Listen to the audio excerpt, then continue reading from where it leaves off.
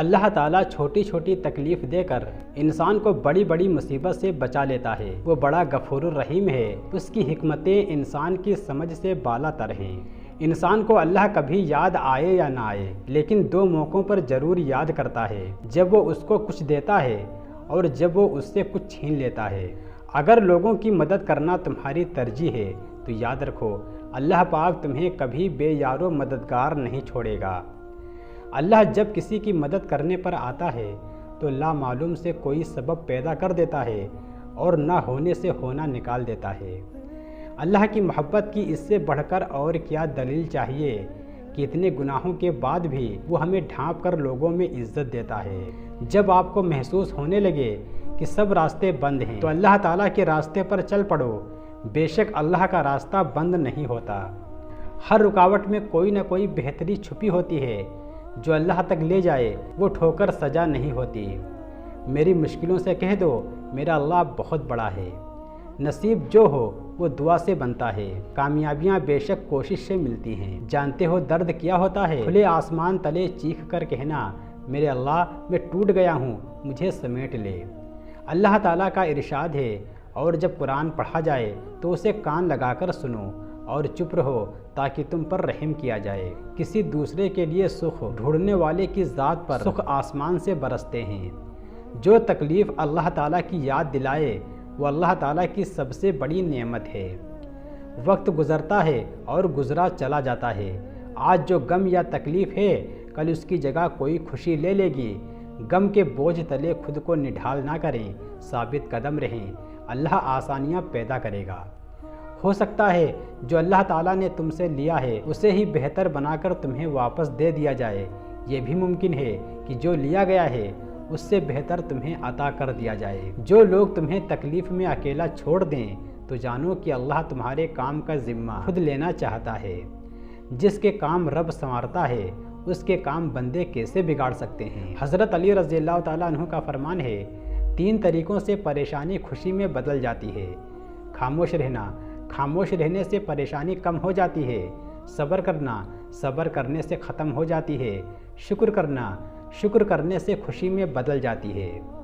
زندگی میں جب بھی خود کو تنہا پاؤ، دنیا کا ہر اپنا تم سے منہ موڑ چکا ہو، تب یاد کرنا اللہ نے تمہیں تنہا اپنی قربت حاصل کرنے کے لیے کیا ہے، اپنے رب سے رجوع کرنے کے لیے کیا ہے۔ کچھ آزمائشیں اور مشکلات ایسی بھی ہوتی ہیں جن کے ختم ہونے پر انسان کو احساس ہوتا ہے کہ وہ زحمت نہیں رحمت تھی۔ ٹوٹے ہوئے دل تو بہت انمول ہوتے ہیں کیونکہ ان دلوں میں بس اللہ بستا ہے، اور جس دل میں اللہ بس جائے وہ دل نایاب ہو جایا کرتے ہیں۔ جب دنیا کی ٹھوکر کھا کر خود کو تنہا پاؤ، جب ٹوٹ کر ریزہ ریزہ ہو جاؤ، اپنا وجود کرچیوں میں بکھرا پاؤ، بس اس کی دہلیز پر سر جھکا لینا، عنقریب وہ کل بھی آپ کے ساتھ تھا اور آج بھی ہمارے ساتھ ہے۔ جب تمہیں تکلیف ہو اور تمہارا دل بے چین ہو تو دل میں رو لو، مگر زبان سے وہی لفظ نکالو جو اللہ تمہاری زبان سے سننا چاہتا ہے۔ اللہ جب کسی کو درد دیتا ہے تو اس کو برداشت کرنے کی طاقت بھی دیتا ہے، لیکن باہر سے دیکھنے والوں کو اس کا درد نظر آتا ہے، اس کی برداشت نظر نہیں آتی۔ آزمائشیں دراصل سجدے کی طلب کا احساس کرانے آتی ہیں۔ اللہ سے صبر اور نماز کے ذریعے مدد طلب کیجیے۔ مانگنے پر اللہ کیا نہیں دیتا، بس شرط یہ ہے کہ مانگا اسی سے جائے۔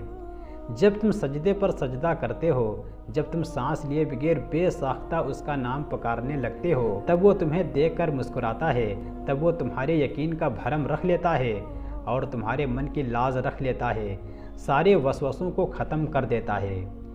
دل جس بات پر اڑ جاتا ہے رب اسی بات پر آزماتا ہے۔ ہوائیں موسم کا رخ بدل دیتی ہیں اور دعائیں مصیبتوں کا۔ اپنے نقصان پر ہرگز غمزدہ نہ ہوا کریں، کیونکہ اللہ آپ سے اس وقت تک کچھ واپس نہیں لیتا جب تک اس سے بہتر آپ کو عطا نہ کرے۔